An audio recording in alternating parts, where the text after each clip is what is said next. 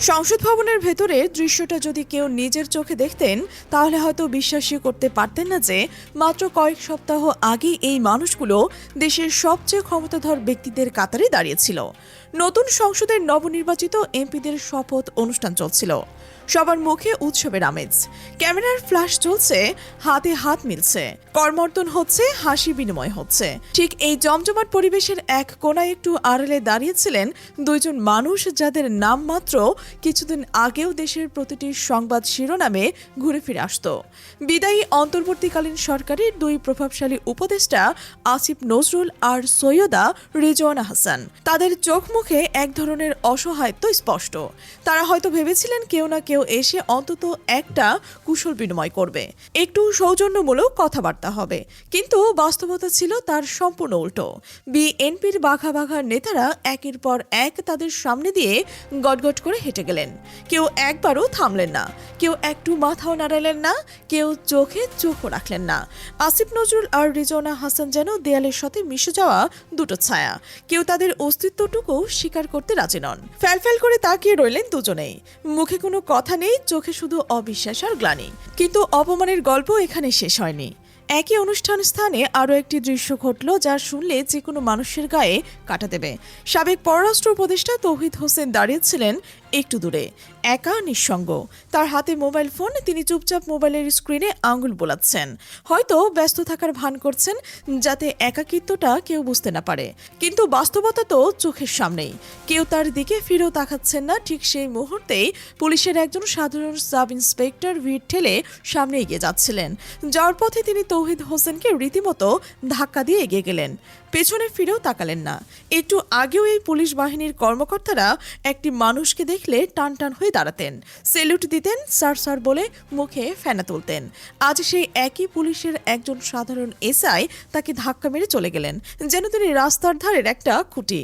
এটাই ক্ষমতার নির্মম বাস্তবতা, এটাই বেঈমানদের শেষ পরিণতি। এখন প্রশ্ন হলো, এই মানুষগুলো কেন আজ এতটা অবহেলিত, অপমানিত আর পরিত্যক্ত? উত্তরটা পেতে হলে একটু পেছনে ফিরে তাকাতে হবে। গত বছর জুলাইয়ের অভ্যুত্থানের পর যখন ডক্টর মোহাম্মদ ইউনূসের নেতৃত্বে অন্তর্বর্তীকালীন সরকার দায়িত্ব গ্রহণ করল, তখন দেশের মানুষের আবেগ আর প্রত্যাশা ছিল আকাশচুম্বী। মানুষ মনে করছিল এই সরকার জুলাইয়ের শহীদদের রক্তের ঋণ শোধ করবে, দেশকে একটু সুন্দর গণতান্ত্রিক ভবিষ্যতের দিকে নিয়ে যাবে। ডক্টর ইউনূসের ক্যাবিনেটের প্রতিটি সদস্যকে মানুষ মন থেকে ভালোবাসত, শ্রদ্ধা করত। মানুষ ভেবেছিল এরাই দেশের ত্রাণকর্তা, জুলাইয়ের সেই রক্তস্নাত পথের আলোকবর্তিকা। কিন্তু সেই ভালোবাসায় চির ধরতে সময় লাগলো না। কারণটা কি? কারণটা হলো ক্ষমতার নেশা, ব্যক্তিগত স্বার্থ আর বিদেশি প্রভুদের নির্দেশনা। মানুষ যে আশা নিয়ে বুকে তাজা রক্ত ঢেলে দিয়েছে, সেই রক্তের উপর দাঁড়িয়ে এই উপদেষ্টারা নিজেদের ভবিষ্যৎ গুছিয়ে নিলেন। জনগণের ম্যান্ডেট হয়ে গেল তাদের ব্যক্তিগত সম্পত্তি।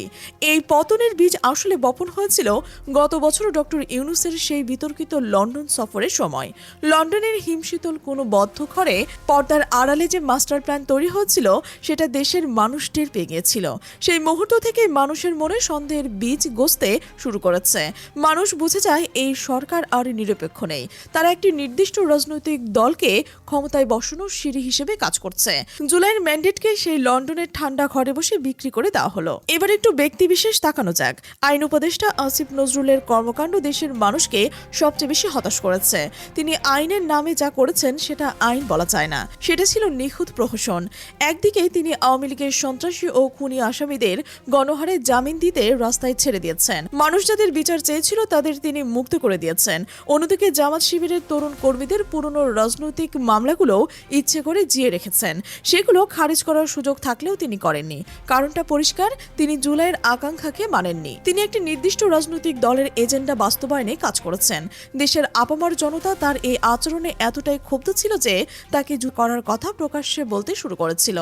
আইন উপদেষ্টা যখন বিচার ব্যবস্থা নিয়ে খেলা করছিলেন, ঠিক সেই সময় পরিবেশ উপদেষ্টা সৈয়দা রেজওয়ানা হাসান কি করেছিলেন সেটাও জানা দরকার। দেশের সাধারণ মানুষ যখন দ্রব্যমূল্যের আগুনে পুড়ছিল, তখন চাঁদাবাজি আর সিন্ডিকেটের যন্ত্রণায় নাভিশ্বাস উঠেছিল, তখন তিনি মেতেছিলেন এলিট পরিবেশবাদ নিয়ে। গাড়ির হর্ন বন্ধ করার আদেশ দিচ্ছিলেন, সেন্ট মার্টিন দ্বীপকে পর্যটক প্রবেশের নিষেধাজ্ঞা করার ঘোষণা দিচ্ছিলেন। রাষ্ট্র মেরামতের মতো জরুরি আর গুরুত্বপূর্ণ বিষয়গুলো ফেলে রেখে তিনি এমন সব লোক দেখানো সস্তায় ইস্যু নিয়ে সময় নষ্ট করলেন, যা মানুষের মনে প্রশ্ন জেগেছিল, এরা আসলে দেশ চালাতে এসেছে নাকি কোনো এনজিও প্রজেক্ট চালাতে এসেছে। মানুষের দৈনন্দিন জীবনের কষ্টের সাথে এই উপদেষ্টাদের কর্মকাণ্ডের কোনো সংযোগ ছিল না। আর সবচেয়ে বড় বেইমানির ইতিহাস যিনি রচনা করলেন তিনি হলেন নিরাপত্তা উপদেষ্টা খলিলুর রহমান। এই মানুষটি ডক্টর ইউনূসের সবচেয়ে কাছের এবং বিশ্বস্ত লোক ছিলেন বলেই সবাই জানত। অথচ সেই খলিলুর রহমান এখন বিএনপির সরকারে যোগ দিয়েছেন। এর চেয়ে বড় প্রমাণ আর কি দরকার যে অন্তর্বর্তীকালীন সরকার পুরোপুরি বিএনপির টিম হিসেবে কাজ করেছিলেন। খলিল সাহেব ভেতরে ভেতরে নির্বাচনে ইঞ্জিনিয়ারিং করেছেন আর সেই কাজেই পুরস্কার হিসেবে আজ বিএনপি মন্ত্রিসভায় চেয়ারে বসেছেন। পুরো বিষয়টা এতটাই নোংরা আর স্বচ্ছ যে কোনো বুদ্ধিমান মানুষের পক্ষে এটা আর না বোঝার কোনো উপায় নেই। তবে কি পুরো ক্যাবিনেটের সবাই এমন ছিল? শতভাবে বলতে গেলে বলতে হয় না। হিসেব করে দেখা যায় একমাত্র ফাউজুল করিম খান ছাড়া এই ইউনূস সরকারের আর কোনো উপদেষ্টা জুলাইয়ের শহীদদের কথা ভাবেনি। ফাউজুল কবির খান চুপচাপ নিজের মন্ত্রণালয়ের কাজগুলো করে গেছেন, কোনো রাজনৈতিক দলবাজি করেননি, কোনো বিতর্ক স্ট্যান্ড নেননি। কিন্তু বাকিরা শুধু রাজনৈতিক স্ট্যান্ডবাজি করেছেন, জনগণের আকাঙ্ক্ষার বিরুদ্ধে কাজ করেছেন এবং ফ্যাসিবাদী কাঠামোকে টিকিয়ে রাখার ব্লুপ্রিন্ট বাস্তবায়ন করেছেন। ইউনূস সরকারের প্রতি মানুষের যেটুকু মায়ার সহানুভূতি ছিল সেটার কফিনে শেষ পেরেকটি মারা হয়েছে শহীদ ওসমান হাদির ইস্যুতে। হাদির খুনিদের বিচারের দাবিতে যখন হাজার হাজার মানুষ রাজপথে নামলেন, যখন যমুনা ঘেরাও হলো, তখন সরকার তাদের কথা শোনার বদলে কি করলেন? গণহারে পুলিশের লেলিয়ে দিলেন বিচারপ্রার্থী মানুষদের পাল্টানো, খুনি বিচার না করে বিচারপ্রার্থীদের গায়ে লাঠিচার্জ করা, আর শেষমেশে একটি নির্লজ্জ ইলেকশন ইঞ্জিনিয়ারিং করে বিএনপিকে ক্ষমতায় বসিয়ে দিল। এই পুরো প্রক্রিয়াটি ইউনূস সরকারকে জনগণের চোখে চরম ঘৃণার পাত্রে পরিণত করলো। মানুষ বুঝে গেল এরাও আসলে স্বৈরাচারের আরও একটি আপডেট ভার্সন ছাড়া কিছুই নয়। সাধারণত যে কোনো সরকার যখন বিদায় নেন তখন মানুষের মনে একটু হলেও মায়া কাজ করে, একটু দাগ থাকে, একটু স্মৃতিকাতরতাও থাকে। কিন্তু ইউনূস সরকার যখন ক্ষমতা ছাড়লেন তখন দেশের কোনো মানুষ তাদের জন্য এক ফোঁটাও চোখের পানিও ফেলেননি। চোখের পানি ফেলা তো দূরের কথা, মানুষ উল্টো রাস্তাঘাটে, চায়ের দোকানে, সোশ্যাল মিডিয়ায় খোলামেলা তাদের গালিগালাজ করেছে, ঘৃণা প্রকাশ করেছে, বেইমান বলেছে, দালাল বলেছে। এটাই বেইমানদের পরিণতি। জনগণ তাদের মাথায় তুলে নাচে, বেইমানি করলে সেই জনগণকেই তাদের ডাস্টবিনে ছুঁড়ে ফেলে দিতে এক মুহূর্তও দ্বিধা করে না। আরও একটি ভয়ঙ্কর বিষয় সামনে এসেছে। ইংরেজিতে একটি প্রবাদ রয়েছে যে জাহাজ যখন ডুবতে শুরু করে তখন সবার আগে ইঁদুরগুলো পালাতে থাকে। অন্তর্বর্তীকালীন সরকারের বিদায়ের পর ঠিক এই দৃশ্যটি তখন আমরা প্রত্যক্ষ করেছি। যারা গত 1.5 বছর এসি রুমে বসে জাতির সামনে লম্বা লম্বা নীতি কথা আওড়িয়েছেন, সততার বুলি কাঁপিয়েছেন, তারা এখন একের পর এক চুপিসারে দেশ ছেড়ে পালাচ্ছেন। ডক্টর ইউনূসের ডাক টেলিযোগাযোগ উপদেষ্টা ফয়েজ আহমেদ তৈয়ব বিএনপির সরকারের পুরোপুরি দায়িত্ব বুঝে নেওয়ার আগেই দেশ ছেড়ে সোজা নেদারল্যান্ডে পাড়ি জমিয়েছেন। শুধু তাই নয়, আন্তর্জাতিক বিষয়ক উপদেষ্টা লুৎফে সিদ্দিকীও নাকি ইতিমধ্যেই দেশ থেকে বের হয়ে গেছেন। ক্ষমতা ছাড়ার 48 ঘন্টাও পার হয়নি, অথচ এই উপদেষ্টারা একের পর এক লাপাত্তা হচ্ছেন। তাদের এই পলায়ন দেখে মনে হচ্ছে তারা নিজেদের ভালো করে জানতেন যে তারা দেশের মানুষের সাথে কতটা নির্মম বেইমানি করেছেন, আর সেই বেইমানির জবাবদিহিতা থেকেই পালানোর জন্যই তারা দেশ ছাড়ছেন। অনেকে হয়তো ভাবতে পারেন এই উপদেষ্টারা কি বিএনপির ভয় পালাচ্ছেন? উত্তরটা না। বিএনপি এখন তো মধুচন্দ্রিমা চলছে, তারা সব ক্ষমতায় এসে গেছে, তারা কেন এদের মারতে যাবে? বরং এই পুরো সেটআপটাই তো বিএনপির পক্ষে করা হয়েছে। তাহলে পালাচ্ছেন বা কেন?